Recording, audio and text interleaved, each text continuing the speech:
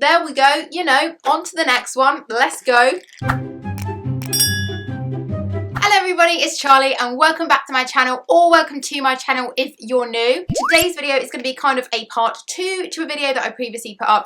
You guys really enjoyed it. Your comments were so helpful and I loved your feedback. A lot of people found it really helpful because I was actually going through some questions. Now I'm not going to do 10 questions like I did last time. I'm only going to do 8 because it took me so long to edit that last video and it kind of put my schedule a bit out of whack and I felt like I've had to catch up quite a lot. That's enough of me going on now and let's just get straight onto this video. Okay, so if you haven't seen my last video, basically the drill is I'm going to open this book to a random page, read the question, try and answer it, and then see if I got the question right by flicking to the answer page. Okay, so let's just dive straight in. Stop. Minor oral surgery, local anesthesia and anxiety control. Okay. A 13-year-old child attends a surgery with her mother complaining of a noticeable gap between her upper essential incisors, so a gap between the front 2 teeth. On examination, the dentist diagnoses the presence of a median diastema and recommends a surgical procedure followed by orthodontic treatment to successfully close the gap. Which one of the following surgical procedures is being recommended by the dentist? I'm awful at any kind of like surgery stuff. It's been 4 years since I did my exams, which means it's been like 4.5/5 years/6 years since I was in college. This is total guesswork. The multiple choice answers are alveolectomy, apicectomy, frenectomy, gingivectomy, operculectomy. Let's go by process of elimination. Operculectomy, not really sure what that is. Gingivectomy, recognise the word, not really sure what it is, so we'll put that, like, put a little pin in that for now. Frenectomy, that is where they cut the frenum. Is that the frenum up there or is the frenum under the tongue? It's not an apicectomy because that is to do with like root fillings and, you know, getting deep into the roots, so it's not that. Alveolectomy, not really sure what that is. It's really good, isn't it, that I know what all of these treatments are. I just can't remember if the frenum is under the tongue or the bit at the top, because the bit at the top you would snip to help stop a gap in between the 2 front teeth. Let's just go frenectomy. Let's go C, frenectomy. 22, correct answer, C, a frenectomy. Yes! Very happy with myself. Let's tally that up. Let's pop a yes on the first question. Okay, question number 2, stop. Dental pathology and microbiology. Okay, question 54. When a sound tooth undergoes a carious attack, the patient will initially feel no sensation. Which one of the following indicates the most likely point of the tooth at which the patient will begin to feel sensation? At the amyloidogenital junction, no idea what that is. At the apex, at the enamel surface, at the pulp chamber, at the secondary dentine layer. Again, this is complete guesswork. So a sound tooth is a tooth that is basically showing no symptoms. It looks clinically sound, it looks fine. I don't think it's the apex. I'm gonna go for C, the enamel surface. Correct answer, A. Fibrils. I cannot read. And the carious attack will reach the dentine at the amyloidentinal junction. What are you? An idiot sandwich. Don't even know what that is. So been a dental nurse for a few years now and I can't even tell you the basics of where patients are going to feel pain. Hire me.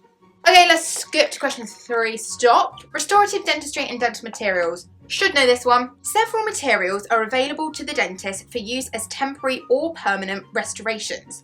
Other materials can be used as luting cements. Which one of the following cannot be used as a luting cement? A, composite, B, glass ionomer, C, polycarbonate,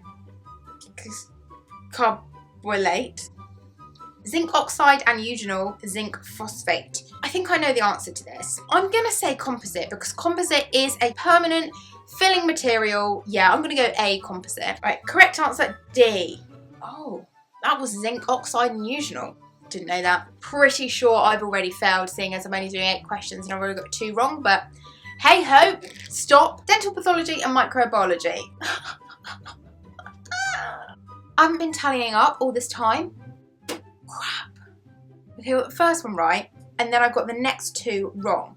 So we're on question 4. We're halfway there. Many diseases are due to infection with a particular microorganism. Which one of the following is an example of an infection not caused by microorganisms?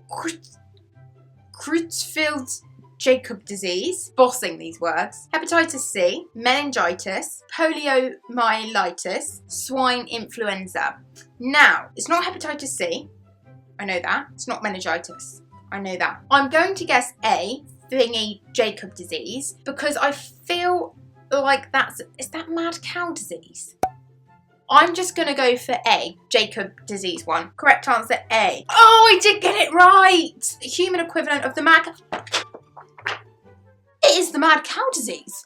You know, let's put a yes down for that. I'm back up to 50% now, so, you know, let's hope it just keeps rising from here. Legal and ethical issues. When using radiography, why did I choose a radiography question? You guys know I'm no good at this. When using radiography techniques in dental surgery, it is important that the dental team have a quality assurance system in place. The use of this system has to achieve all except one of the following options. A, ease of use. B, identify processing faults. C, identify solutions to problems. D, keep costs to a minimum. E, limit exposure. Now, quality assurance system, is this where you score the x-rays?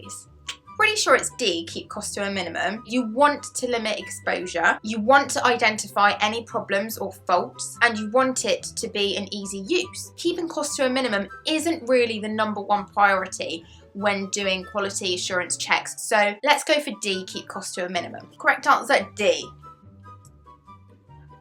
Flying high, guys, flying high. On a roll now, guys. 3 more to go. Stop. Minor oral surgery, local anesthesia, and anxiety control. Not another one? Oh, for God's sake, I can't stand this. The trigeminal nerve is the 5th cranial nerve and supplies the majority of the oral cavity. A branch of the mandibular division runs from the inner surface of the ramus of the mandible and then over the external oblique ridge to supply the surrounding gingivae. Which one of the following is the name of this branch? A, incisive nerve, B, inferior dental nerve, C, lingual nerve, D, long buccal nerve, E, mental nerve.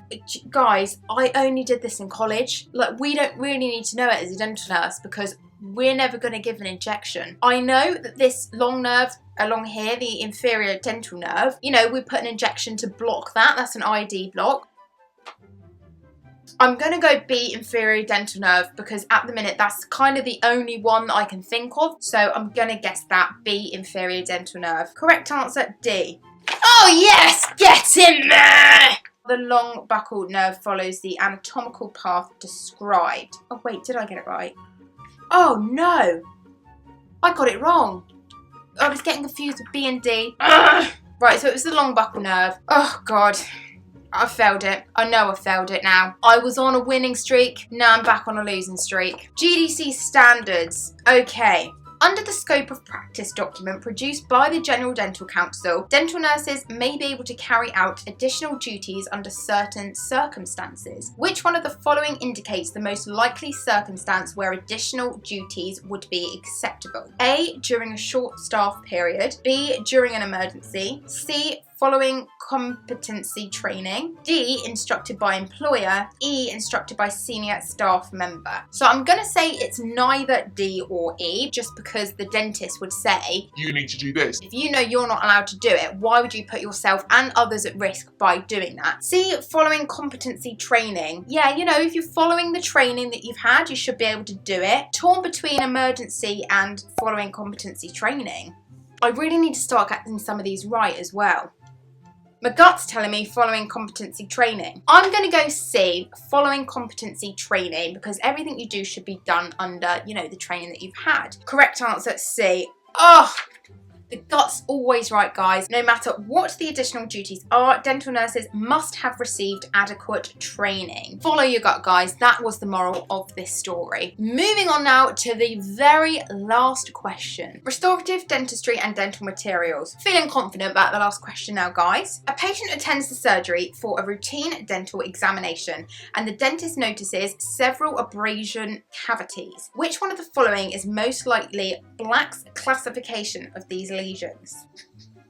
I don't know. A, class 1, B, class 2, C, class 3, D, I don't know the Roman numerals, class 5?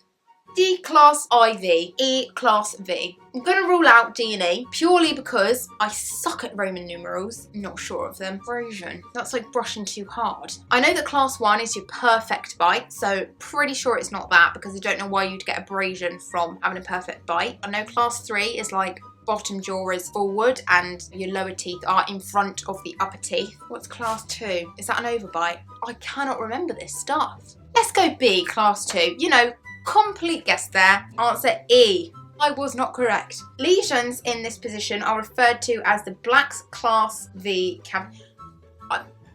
Guys, I'm so sorry. Absolute complete fail there. Got 4 right, which means I got 4 wrong. That's quite easy to tally up. I got 50% correct. It's too late to scratch your head for the answers now. I would have failed a dental nurse exam.